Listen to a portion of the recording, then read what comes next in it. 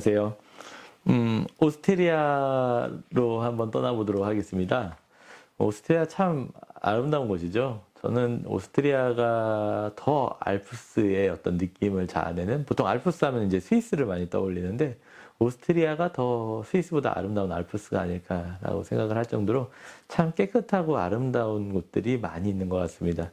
대표적으로는 비엔나 수도가 유명하죠. 그래서 사람들이 콘서트도, 클래식 콘서트도 보고, 게른트나 거리도 가게 되고, 쇤브른 궁전도 가고, 짤츠부르크도 유명하죠. 모차르트의 생가가 있고, 그래서 거기 박물관에 가서 모차르트 관련된 것들을 보게 되고, 인스부르크 같이 동계올림픽이 많이 개최됐던 곳들도 있고, 더 유명한 데는 할슈타트 같이 아름다운 호수의 도시도 있습니다.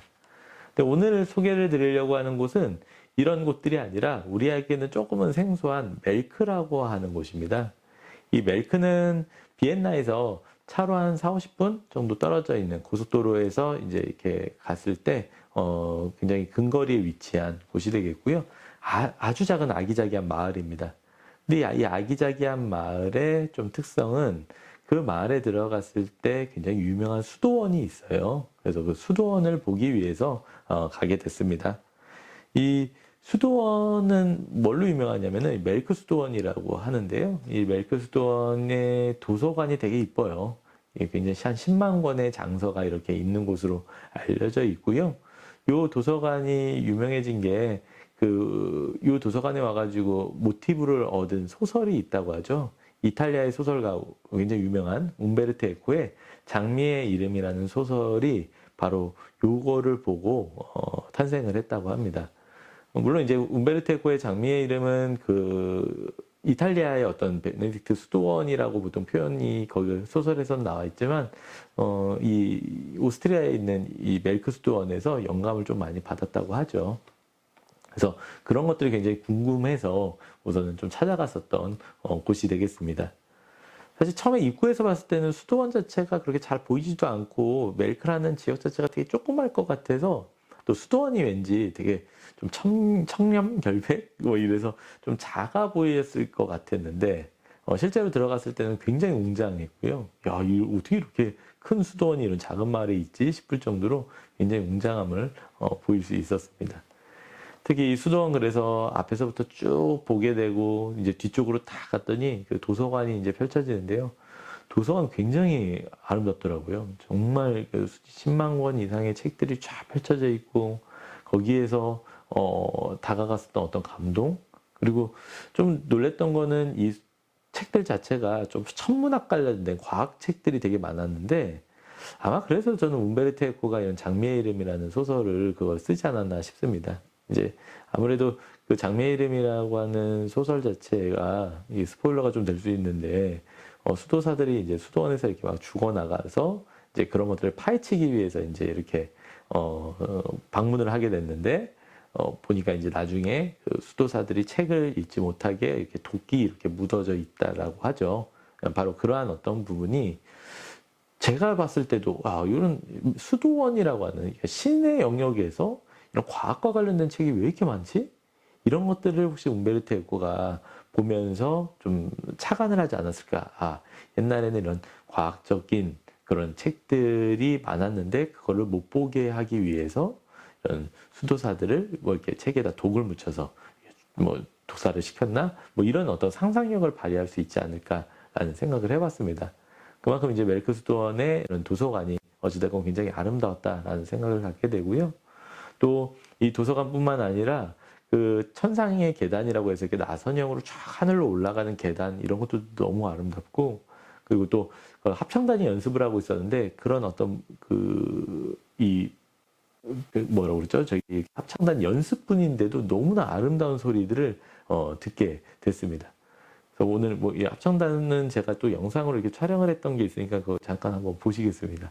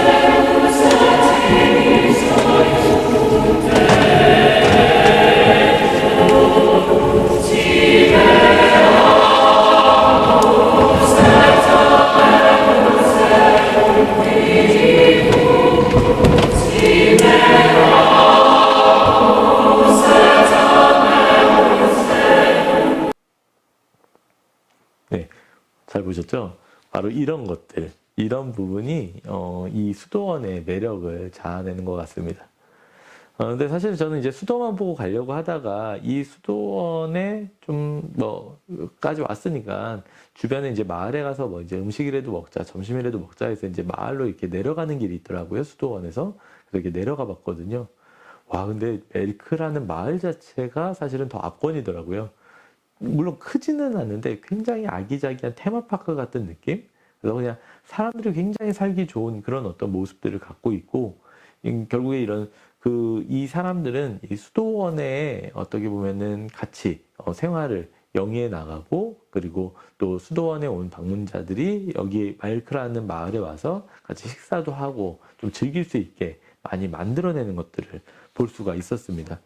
굉장히 사실은 그런 부분들이 오히려 이런 마을에서 하나의 마을을 관광객들이 이끌어내고 그걸 통해서 이런 소득을 창출하는 거에 좀 많은 영감을 받을 수 있을 것 같다라는 생각을 갖게 됐습니다. 사실 일상적인 이런 그 장소에서 관광 개발을 한다라는 거는 뭔가 큰 무슨 리조트를 개발하거나 이런 부분뿐만 아니라 우리가 좀 더 참고하고 볼 수 있는 이런 수도원, 그리고 그런 어떤 스토리가 있는 곳들만 있어도 마을이 우리 마을의 어떤 커뮤니티 또 공동체 관련된 것들을 그대로 유지하면서도 관광객들을 이끌어낼 수 있겠다라는 생각을 갖게 됐습니다. 그만큼 정말 아름다운 이런 수도원과 아름다운 마을이 관광을 이끌어내는 것들을 볼 수 있었고, 한편으로는 좀 부럽기도 하고, 또 굳이 크게 개발을 하지 않더라도 이렇게 성공을 할 수 있는 가능성들이 있겠구나라는 것들도 좀 느꼈었던 바로 이런 그 사례였다고 생각을 합니다.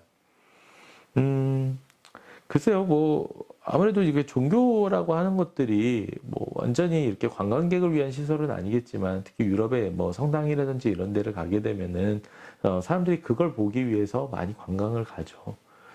우리의 어떤 그 지역의 어떤 관광들도, 지자체에서 모든 걸 개발하는 게 아니라, 바로 이렇게 종교 시설들이 관광의 어떤 매력을 갖고 사람들을 이끌게 된다면은, 조금은 우리가 불필요한 관광 자원을 개발하는 투자비를 줄일 수 있지 않을까라는 생각도 좀 가져봤습니다. 코로나 팬데믹 이후에 관광은 여행자들은 자기가 살고 있는 지역에서 되게 가까운 지역을 여행을 많이 한다고 하죠. 바로 그래서 이런 공공장소, 어떤 그런 공간들이 관광으로 다시 재탄생하는 것을 보게 되고, 바로 그런 데들을 사람들은 많이 갈 수 있지 않을까 생각을 해봅니다. 그래서 조금은 이런 생활 공간에서의 어떤 관광 부분들이 더 많이 앞으로 발전을 하는 그런 시대가 될 텐데, 바로 이런 지역 주민과의 관광객이 그냥 서로 상충되는 게 아니라 서로 상생하고 같이 뭔가 화합이 될 수 있는 그런 모습들이 이런 멜크라는 마을에서 좀 볼 수 있었던 것 같습니다.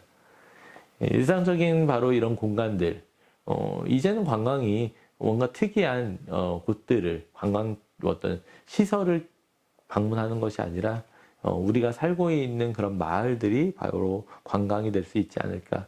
그러면서 조금은 이런 사람들의 앵커 시설, 사람들이 많이 방문하는 앵커 시설들을 어떤 종교 시설이나 공공적인 어떤 장소 이런 곳들이 대체를 하게 된다면은 그 자체로 어떤 관광의 새로운 패러다임을 가지고 올 수 있다라는 생각도 가져봤습니다. 그래서 오늘은 이게 오스트리아의 멜크를 한번 지나가 봤고요.